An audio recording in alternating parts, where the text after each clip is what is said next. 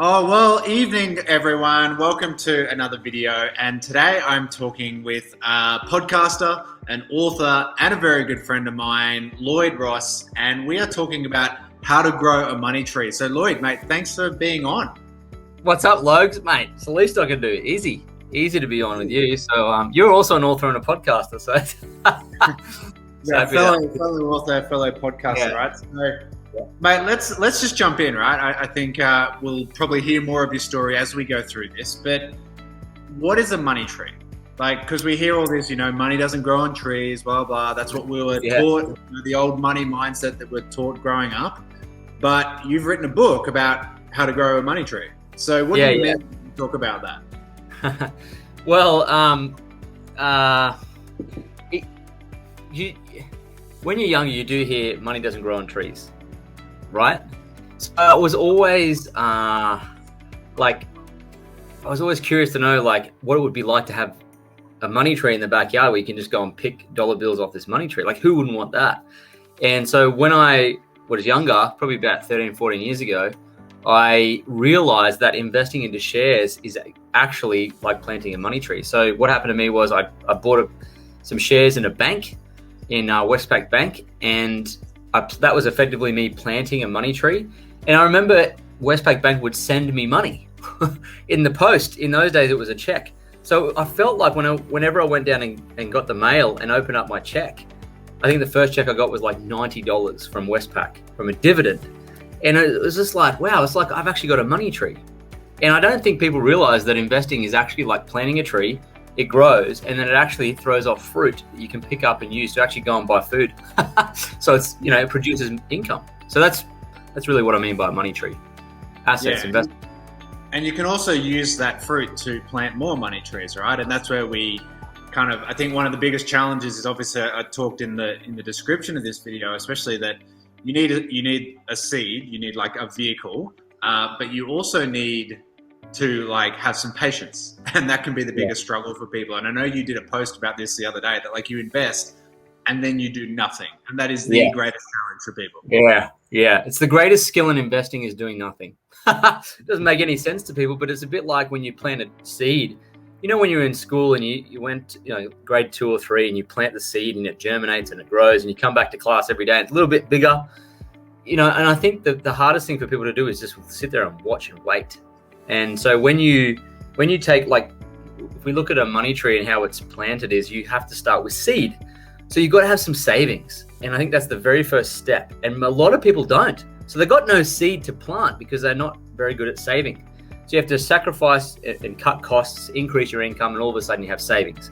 And I read somewhere recently that your savings is just the difference between your ego and your expenses.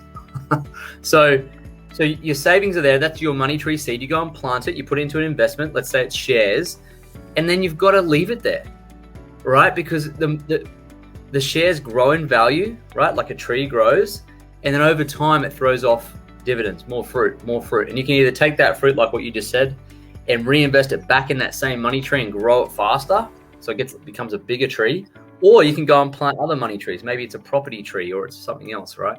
So. Now, and I think there's I want to obviously unpack that a bit more. I want to just cycle back to 20, 25 years ago when we were at school together, and 20 years ago when we were hanging out at the bars around the Gold Coast and stuff like that. And we were both talking about we were going to go to med school, and we're going to go to med school and be doctors, and we'd sit there and have these great chats about how we'd have a doctor's surgery together. And so you ended up becoming a lawyer, and then you had a real estate business. Why not just do that? Why have you gone down this path of, getting into podcasting and authoring books and that, when you have degrees and you had a business and you had a very good job? Why not just keep doing that? Well, a lot of successful people who are my friends, who I know, they're, lawyers, doctors, investment bankers, whatever it might be. They don't have any time. I just caught up with a friend of mine. He's got an MBA, he's CEO of a hospital, and he's done really well, and I respect him and everything like that. But I'm sitting across the table from him, and he's like, I can't wait to retire. I'm like, far out. I got freedom now. and I'm 37. So I guess for me, it was about not so much the money and the success, the traditional trajectory of success. I went through corporate, and I could have kept doing that and got into banking and I could have easily, but it was so conventional. There's really no freedom to actually go and travel when you want. There's no freedom to accelerate your income. You can't 10x your income quite quickly. You got to work your way through the corporation and the organization, and it's such a slow grind to freedom. And so you can have all the money, but if you've got no time, what do you really got? So for me, it was more about, I want flexibility, I want more time, I want unlimited income, I want to be able to help other people, I want to live a juicier life, I want to have a multifaceted business that challenges me every day in different parts and different things. And that's why I decided to go and do this, network marketing and authoring and digital marketing. It's way better. I think you bring up a really fantastic point. And I think that probably just rolls into then actually like, how do we create this?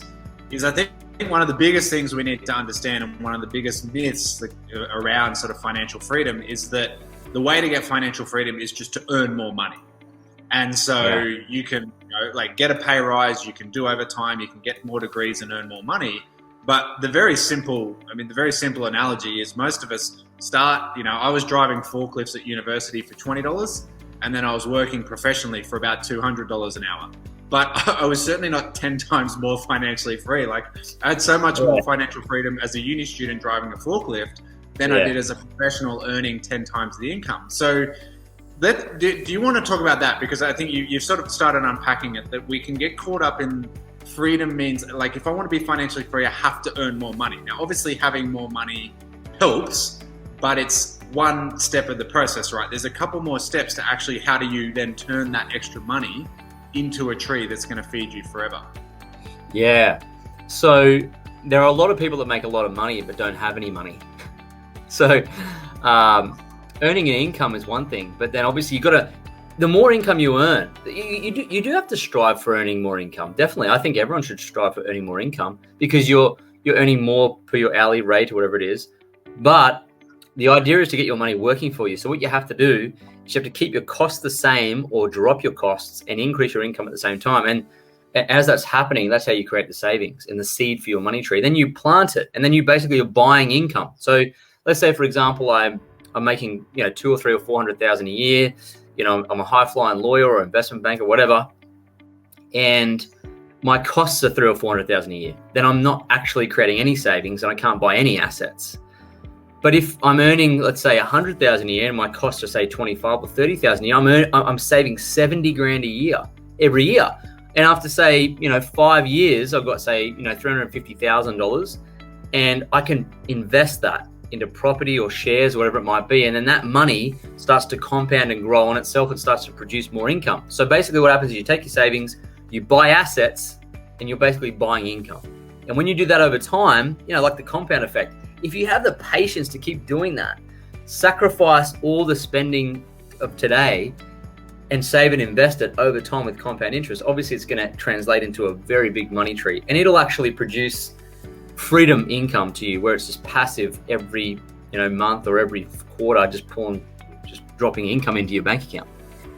And that's the whole idea, right? Like that it doesn't matter what amount of income you're on, or it doesn't matter what you do. If that's not your goal, then you're going to get to 60 or 70 or 80 and be broke. It doesn't matter what you're doing. It doesn't matter how much money you earn. Nothing. If you're not on that road to creating savings and flipping investing to compound your wealth, what are you doing? It doesn't matter what you do. Well, I think that's one of the biggest challenges, obviously, isn't it? Is that one, people don't actually have the roadmap. People don't know what to do. Yeah. But also, B, people want it like tomorrow, right? Like people want it. We're in a credit card microwave society, and people are like, well, I bought some stocks yesterday, and now they've gone down 10%, so I'm out. Yeah. And it's sort of like,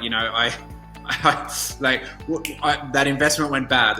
And there's just this mindset of like, okay, well, and as you said, like when in grade 2, when you were planting those seeds in the backyard or whatever, you don't plant them and then the very next day, like dig them up and look at how they're going, right? So like, you got to plant them and then just leave them. But let's talk. You said the word assets, and I think we were going to come into this topic because I think it's so important. You go into the bank to get a bank loan to buy your home. and they're going to say, what assets do you have? And you say, well, I've got a car, I've got some furniture, stuff like that.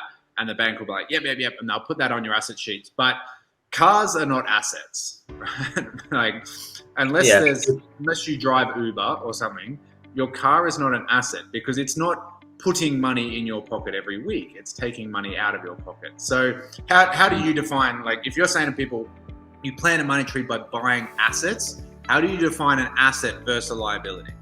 It's really simple. Like assets feed you and liabilities eat you. And so that's the simplest way to say it. And so, like, for example, if I'm buying something and it doesn't produce an income, like a net profitable income, to me, it is not an asset, period. It ain't. That's how I define it. If it's giving cash flow to me, positive cash flow, net cash flow, then it's an asset. If it's doing the opposite, then it's a liability. Yeah. Because so every week I go to the service station and I put fuel in my car and it doesn't give me $70. It takes $70 in my pocket. Yeah. So we need some liability. Even if the car is a collectible, it's still, I think, I struggle to see. I don't think it's an asset. I mean, I know it grows in value and you can buy collectible cars and they grow tremendously. I know cars are going up and I get all that, but it really doesn't serve a freedom purpose because it doesn't produce income, cash. You know, I talk about in my book, the deciduous money tree is what you want to plant and grow because it yields fruit. What the heck is the point in having a palm tree on an island if you're stranded there? You can't eat the leaves, can't eat the tree. You got to cut the tree down and sell the wood to get any cash. That's the same as all these NFTs and Bitcoin and cars and jewelry. And if it doesn't produce cash flow to you, it's a liability. It's not going to produce freedom. Why bother? Yeah, well, I think like we're going to open a Pandora's box here, right? Because obviously, like crypto and crypto trading, you know, super popular at the moment. But we need to we need to understand the difference between a cash flow producing asset and a capital gains investment. Because again, and there's no right or wrong at the end of the day. It comes down to what is your goal. And again, I think the biggest struggle for people is, well, how do I invest? There's a million different options out there. People need to find the option that is right for them. They need to find the vehicle that is right for them. And then they need to they need to find the right seeds for their environment, for the soil, for their goals. And then just like put that process on repeat. So if we talk about cash flow versus capital gains, I mean, you're more of a stocks guy. I'm more of a property guy, but it's the same thing at the end of the day. How do you look at stocks from a cash flow versus a capital gains point of view? I look at it the same way as I look at property. There's actually not a great deal of difference, between the two in terms of an investment style, because I look at shares that produce dividends and I would look at property that was producing income. I think they're both great deciduous money trees. I think if you're going to plant a money tree or any tree, if you're going to plant a tree to survive off, like if you had to live off your orchard, your garden, you would be planting trees that produced fruit. Because if you didn't, you'd plant a tree.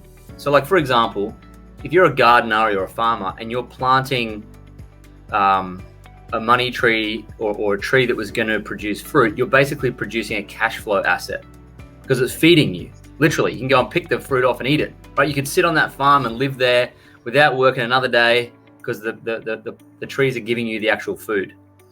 Whereas if you're a gardener or a farmer and you planted, let's say, I don't know, an evergreen type tree, like something like a palm or an oak tree or whatever, something where it didn't produce fruit and you couldn't eat it, you've got to actually wait till the tree grows, which takes a lot of time. You're not getting any food, so you're starving to death as you're waiting for this tree to grow, right? And then if it does grow and you're not dead because of the starvation, then you've got to go and cut the tree down. You got to go and cut it up, and you got to take the wood to market and sell it to someone else and get capital gains from it.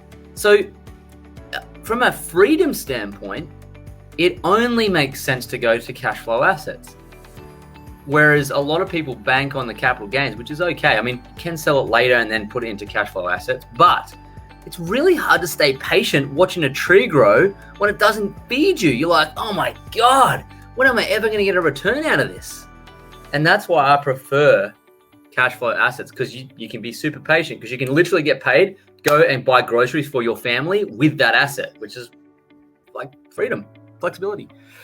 Well, I think it's the perfect thing, is it? And as you said, I mean, I like property for the weekly rent, or the monthly rent, whenever it comes in. And as I say, like you tend to invest in banks because people are always going to need money, and I like to buy houses because people are always going to need a roof over their head, right? Like the fundamental needs of society. But it's that, as you say, like every month the rent comes in, and I can use that money every month. Now that house, it would be nice to say, hey, I bought it for $500,000 and now it's worth $1 million. Like, and that sort of comes back to that ego bit, isn't it? Like we love to say, oh, I bought this house for $250,000 and now it's worth $2.5 million. Like we love to tell that story, but the only way I can get that $2.5 million is I've got to sell the house. Then I've got to pay capital gains tax. Then I've got to understand like inflation has probably eaten another 10, 20% off. Now I've still made money, but I had to cut down the tree to then access it. And now I have no more tree. I have no other house. And so like, obviously, like, Bitcoin's really exploding, Tesla's exploding. Like there's all these stocks that are just going nuts at the moment. And people are saying like, I bought Bitcoin for 1,000 and I held it to 50. Stock capital gains investing, as you say, it's the easiest thing in hindsight. It's so easy to look at that stock chart and go, oh yeah, I would have held it through all those ups and downs. And when that crash happened a few years ago, and then and then everything crashed with COVID, and I would have held it. Easy to say in hindsight, right? But it's the emotional attachment, right? When that tree isn't feeding you, and we're gonna sit there and like, oh, the tree's dying, oh, the tree's alive again, the tree's dying, the tree's alive again, and we're gonna live that emotional roller coaster every day. That's right. So, like just rolls into one of the things. And I did a podcast episode on this the other day. I'd love to just hear your sort of definition and when talking about it, because people are saying like, I'm a crypto investor, and I'm like, no, you're a crypto trader. And again, like it's not right or wrong if that's what they want to do and that's what serves them. But to me, we need to understand the difference between trading and investing, because it doesn't matter if it's the crypto market, it doesn't matter if it's tulips, it doesn't matter if it's property. Like when you trade, you buy something off someone else. It's a trade of two people, and that price point is based on the emotions of the two people, nothing else at the end of the day. Yeah, it's a really common problem in most people's financial journey, is they get stuck in this trading process, and it kicks their ass, and then they never want to touch it again. So trading is where you're buying something in the hope that someone will buy it from you at a higher price. That's basically it, right? In the hope. And the reason why it's hope is because most people buy things and they have no freaking idea what they're buying or what it's worth. And so if you're buying something that you don't know how to value it, you don't know what it's worth, in the hope that some other person buys it from you at a higher price, that's trading. And that's really speculating on, it's guesswork. And it's really, really dangerous to use your hard-earned savings and money tree seed to go and do that. I mean, it's going to end badly. Here's why. Because if you trade and you win, let's say you bought Bitcoin and it went up to 50,000, you trade and you won, it instills in you a jackpot money mindset. And what happens is, it's like someone that goes to the casino and wins big the first time. Everything is anchored to that one emotional experience of winning big, and it will wreck your mindset. You think it's going to be great, but it'll wreck you, because all you do then is you look for the next big windfall, and you get addicted to it for the rest of your life. And here's the problem with that. If you have to keep making those decisions, at some point you will be wrong. You will be. It just will happen. You cannot predict every single trade you make. And when you swing big again and you lose it all, and you can't sleep at night, and your relationships start to fall apart, and you have no cat, and you borrow money to try, your whole life just unravels. And so I don't think trading, even when you win, is a good thing. So it's better to firstly understand what you're buying, be able to value it. And the only things that you can value with any accuracy are things that produce cash flow into the future, because you can discount those cash flows back to a reasonable price of what they're worth today. And you can say, I think it's probably roughly worth this, with a level of accuracy. So you can go and buy things with a very good expectation it's going to grow in value and produce cash into the future forever, right? That is investing, and that's far more intelligent. That's a far more intelligent use of your hard-earned capital than going off and trading. Because when you win in investing, it grows dramatically, but then you also get the cash. So I think everyone should invest. I don't think trading's a good idea at all. I remember when I started property investing and someone said to me, like, you don't buy property, you buy a spreadsheet. And at the end of the day, because that's what you're looking at, you're like, what are my costs and what is the rent? And if it's a positive number at the end of the spreadsheet, you buy the property. And if it's a negative number at the end of the spreadsheet, and that's where we have to discount that emotion. But yeah, I'll tell a quick story. We talk about there's a fine line between trading and gambling, and I think again we can get lost there where we can make a couple of good trades and then we can think we're better than Wall Street and we're above the market. So years ago, I was, because I spent my whole 20s like I got to find my way out and I got to find the way to sort of like get financially free. And so I tried trading for a little while thinking that was my thing. And I was on a plane flight once and I set up a trade just before I got on a plane, which first thing was dumb. Like, why would you get on a plane? Why would you set up a trade just before you got on the plane? Because this was pre-Wi-Fi on planes. Second thing I did was I'd miscalculated and I'd put an extra 0 into the trade. Now, what that meant was thankfully the trade went my way, and instead of making $10,000, I made $100,000. So I've gotten off this plane having made $100,000 in 13 hours or whatever, LA to Brisbane, and I thought I was an absolute genius. And I was like, I have made $100,000 in 13 hours. And I'm like, which means, times that, divide that by 13 times 24 times 365, I'm going to make, $17 billion this year or whatever. And I'm ringing the accountant, like, get ready for a huge tax bill because I'm going to make $100,000 every night for the rest of my life. I lost it in like 2 nights. Like, what a great example. Yeah. But I mean, lesson learned, right? And so I think just the last thing on that topic, like, again, especially with the crypto, we're seeing AI trading. Like there's a lot of artificial intelligence trading platforms, right? But again, trading is a 0 to a negative sum game. Like I can only buy something if I buy it off you. And then there's always going to be this broker middleman who's going to take their haircut as well, right? So even if I got an AI software, it's my AI software versus your AI software at the end of the day. And it's kind of like just 2 computers competing against each other. And so, is that... And you summed it up really well. I have 2 rules of investing. Will it add to my life? Will it feed me? And can I sleep at night? Yeah. And if it doesn't give me money and I can't sleep at night, and so if I've got to go to bed at night knowing there's 2 computers having a fight against each other with my money in there, I don't know if I can sleep that well. Yeah. There's a marginal benefit. Like, you should never use money you don't have to buy things you don't need for the sake of trying to impress people you don't like. And all, like, there's people that, like, it's in the news at the moment, that Huang guy, the guy that did the big margin, he got destroyed and lost billions in a matter of days. Smart people take everything they own and they bet it for a margin, an extra bit of money. It doesn't even improve their level of happiness. Why do they do that? Like that seems crazy to think. For example, let's say I could take $1 million cash today and I could throw it at one particular stock, and I'm pretty sure it'd probably double and I can make $1 million, right? Would I be an extra bit happy with an extra $1 million? Yeah, a little bit. Is it worth everything? That little bit of happiness?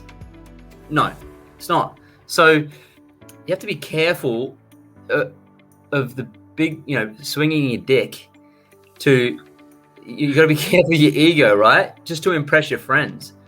And you got to be careful not to go and lose everything you got just on that one big thing, right? And you got to be careful with the drama hook. You got to avoid that. Great investing and great business is just like bang, bang, bang, boring. Time.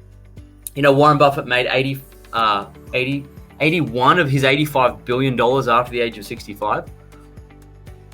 It's boring. Great investing is boring, and if it's not, you're doing it wrong.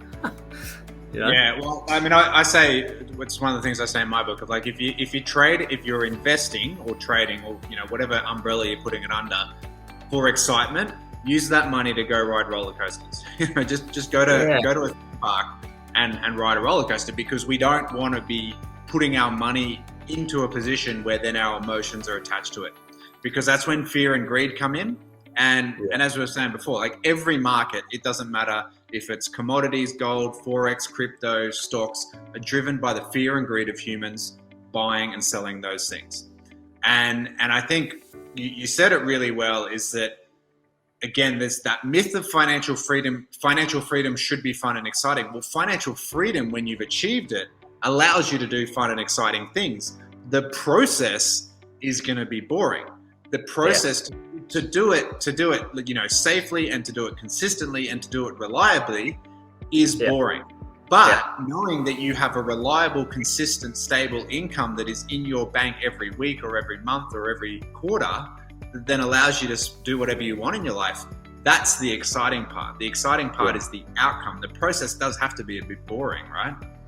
Yeah, pretty much. I mean, look, there can be exciting times if you really want there to be, but for most part, I think the best investing is quite boring.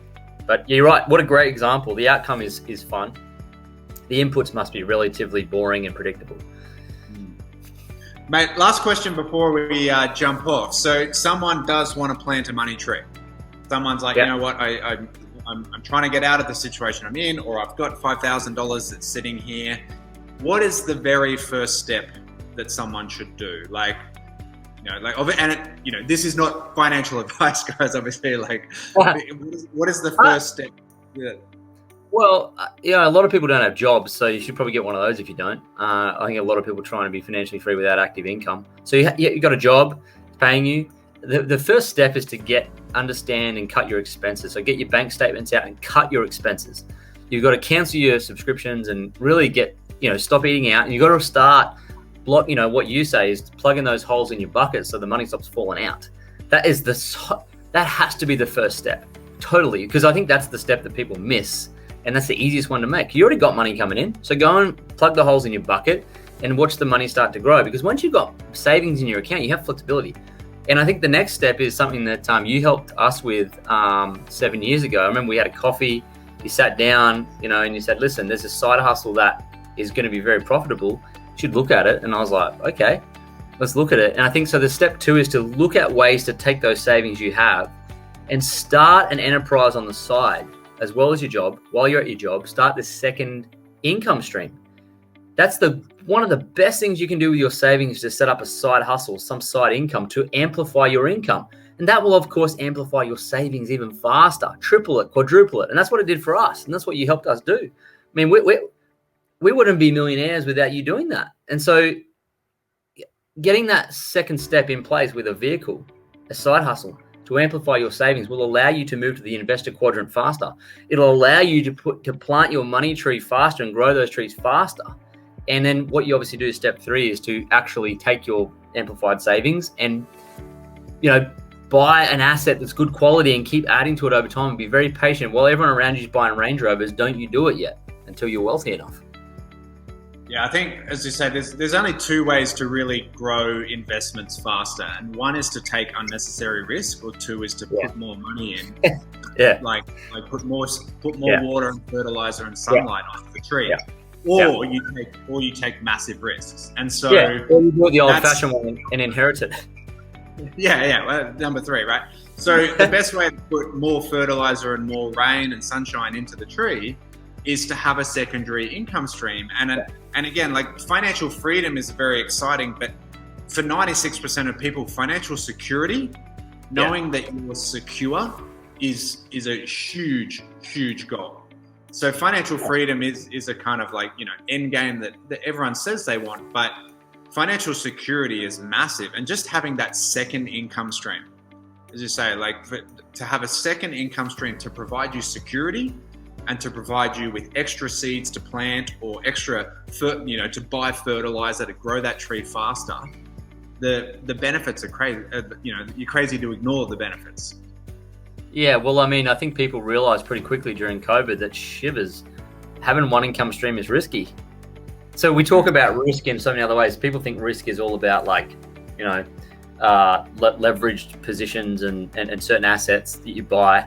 But risk can be risk of being super conventional. So, like, risk can be having a family where just one of the couple is working in a traditional job that's going out of fashion a bit, that's very risky, because as soon as they become redundant, mortgage can't be paid, kids can't be fed, you're on the dole, you're in the dole line. It's freaking risky. So I think having the second income is it's a great step towards minimizing your cash flow risk. I think smart. Yeah. So, mate, just wrapping up and thank you for your time. As you said, with that final sort of question there before of like, if someone's ready to start, to me, the very first place to start is to educate, because again, as we've sort of been saying, at the end of the day, more money doesn't provide you with security or freedom. Financial education allows you to then create that. I probably should have said that. I mean, the very first step is to get some knowledge. I mean, pick up a book. That's definitely the best thing. So the kind of but also, as you say, you got to cut the savings. You got to plug the holes in the bucket, because the bucket can't overflow if there's huge holes at the bottom of it, right? Like you can have 10 hoses feed in that bucket. If there's holes in there, the water's just going to fall out. Education, like never invest in something that you don't understand. But thankfully, there is so much free education out there. There's so much stuff that we can access. And I know you've just launched a podcast, so I'd love you to tell us all about so if you want some, if you want free education, you've got your podcast, and people can listen in and get a lot more financial education and just follow you and follow your great teachings. Matt, do you want to tell us what it's called and where they can find it? Yeah. So probably the best thing to do is grab my book if you haven't. It's at lloydjross.com, and that's kind of like would set you up for how we got wealth, how we created our financial independence and wealth and what we're doing. And it's kind of like just puts in place our actual plan.